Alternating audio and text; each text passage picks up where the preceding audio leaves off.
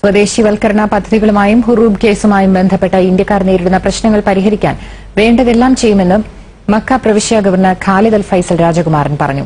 ജിദ്ദയിലെ കൊട്ടാരത്തിൽ വെച്ച് സുന്നി നേതാവ് കാന്തപുരം അബൂബക്കർ മുസ്ലിയാരുമായി നടത്തിയ ചർച്ചയിലാണ് രാജകുമാരൻ ഇക്കാര്യം പറഞ്ഞത്.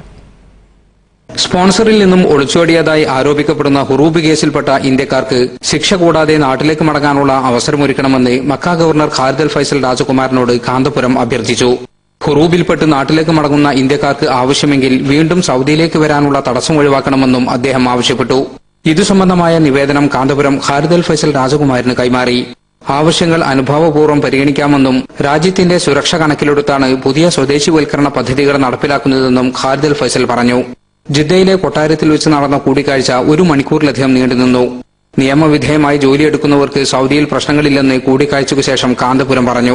സ്വദേശികൾ മാത്രമേ ജോലി ചെയ്യാവൂ എന്നൊരു നിയമം ഒരു ഗൾഫ് നാട്ടിലും എവിടെയും കൊണ്ടുവന്നിട്ടില്ല.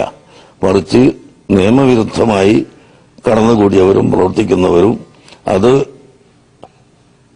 അനുവദിക്കുകയില്ലെന്നും നിയമവിധേയമാക്കണമെന്നും ആണ് ഗവൺമെന്റുകൾ പറയുന്നത്. നിതാഖാത്ത് പ്രശ്നങ്ങളുടെ പേരിൽ നാട്ടിലേക്ക് മടങ്ങുന്ന വിദഗ്ധ തൊഴിലാളികൾക്ക് നോളജ് സിറ്റി ഉൾപ്പെടെയുള്ള പദ്ധതികളിൽ ജോലിക്ക് മുൻഗണന നൽകുമെന്നും കാന്തപുരം പറഞ്ഞു. അബ്ദുൽ ഹക്കീം അജേരി, ഗാമോൺ group chairman Sheikh Muhammad Rafeeq തുടങ്ങിയവരും രാജകുമാരനുമായുള്ള കൂടിക്കാഴ്ചയിൽ പങ്കെടുത്തു. Jaleel Kannamangalam, Asianet news, Jeddah.